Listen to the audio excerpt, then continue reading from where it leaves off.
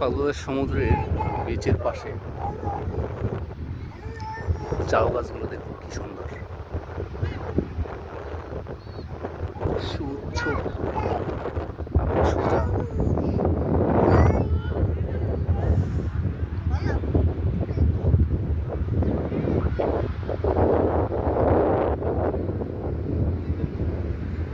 পাশেই হচ্ছে অতই নীল জলরাশির সমুদ্র এবং শুনশান নীরবতার একটা সি বিচ, যেখানে লোকজনের আনাগোনা খুবই কম। আপনারা চলে আসতে পারেন এই বিচে। হোটেল শৈবালের পাশেই হুদা কবিতা মঞ্চ।